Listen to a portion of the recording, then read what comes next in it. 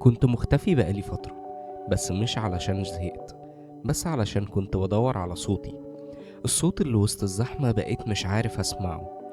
انت كمان عندك صوت، قصدي صوتك الحقيقي، مش صوت الترند اللي بتقوله علشان تمشي مع القطيع. هفهمك كل حاجة. احنا بقينا عالم كامل من النسخ، كله بيقلد بعض، كله بيكوبي كله بيحاول يبقى زي حد تاني.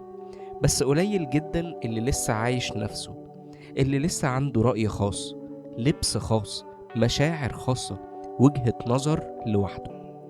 دلوقتي الناس بقت بتقيس نفسها بالمراية، اللي بيشوفها على الشاشة يقول مثلا أنا حلو، طب شبه مين؟ أنا ناجح، طيب عندي كام فولور؟ بقينا نقول رأينا بعد لما نشوف مين قال إيه الأول. بقينا نشتري لبس لأن الفاشونيستا أو الانفلونسر لابسه. بقينا نصور نفسنا بنفس الزاوية، ونضحك بنفس الطريقة، ونحط نفس الأغنية على نفس الفيديو. هو احنا بقينا مين؟ أغرب حاجة هو ترند النسخ البشرية. تفتكر امتى كانت آخر مرة شفت حد وقلت الإنسان ده حقيقي مختلف، ده عنده كاركتر مش زي أي حد؟ دلوقتي بقيت تقابل ناس كتير من غير روح، كأنهم صورة متكررة من فولدر واحد. نفس الشعر، نفس الضحك، نفس الإفيهات، نفس الستايل، نفس الموتيفيشن الصبح، ونفس الاكتئاب بالليل. بقينا بنلبس شباشب فوشيا علشان الانفلونسر الفلاني لابسها، ونعيط على أغنية لأن واحد مشهور عمل كده، ونقلد شبيه مش عارف مين علشان هو بقى عالمي. وبقينا نسمع الأشباه كتير، شبيه مبابي، شبيه صلاح، شبيه عمرو دياب، شبيه تامر حسني. طب فين الأصل؟ حاول تكون مختلف، رغم إننا عارفين اللي قدامنا مش إنسان حقيقي، ده شبه. ولكن مع ذلك بنرفع النسخة وننسى الأصل. مع الأسف مفيش تفكير، بس في مشاركة. السوشيال ميديا بقت ساحة حرب مش أفكار. كل حاجة بقت رد فعل مش تفكير. حد قال رأي هنرد عليه، حد اتشهر هنقلده، حد قال كلام رومانسي هننزله ستوري كأنه إحساسنا. لكن في الحقيقة احنا مش حاسين بحاجة، احنا مجرد بنعمل ريبوست أو ريشير. احنا بقينا نعبر عن نفسنا من خلال تعبيرات ناس تانية. دلوقتي تلاقي واحد يكتب يقولك بعد إذنك اعمل لي قصيدة عن ألم. طب جرب انت اكتب، جرب انت طلع اللي جواك. ليه تستنى حد تاني يتكلم علشان انت تاخد كلامه وتقول ياه ده حقيقي؟ بقينا مستأجرين شخصيات بنلبسها ساعة ما نحب ونقلعها لما نزهق. فين الشخصية المستقلة؟ فين اللي لما يتكلم تحس انك قدام شخص انسان حقيقي مش اكاونت؟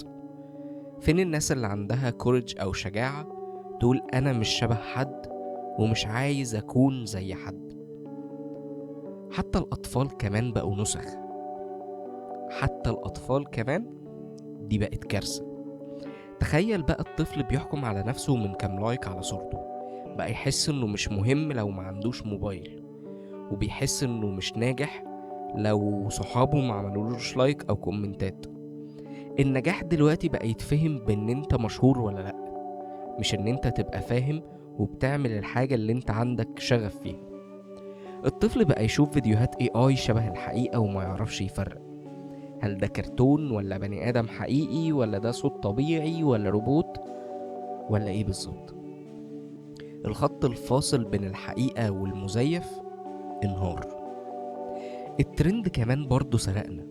الترند بقى دين، بقى كله بيعبده.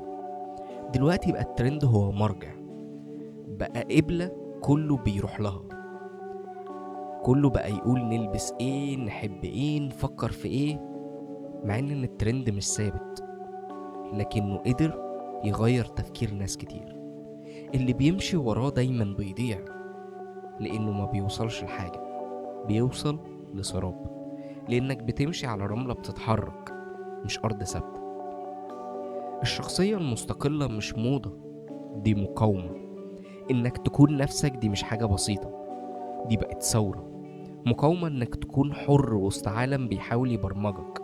بس صدقني، اللي عنده شخصية مش لازم يبقى مشهور، بس دايما بيسيب أثر. اللي بيقول رأيه حتى لو الناس كلها سكتت هو بيكون حقيقي وبيعيش حقيقي.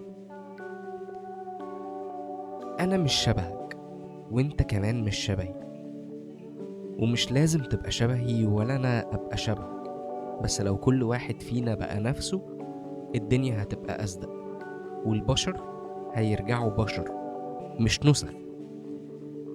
دي كانت حلقة النهاردة من بودكاست على مزاجي.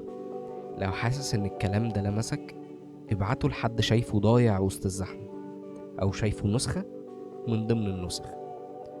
حاول تقوله خليك الأصل، اوعى تكون كوبي.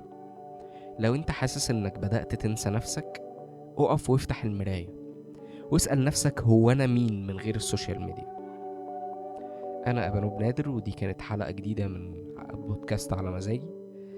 استنوني في حلقة جاية، يمكن نرجع صوتنا الحقيقي. سلام.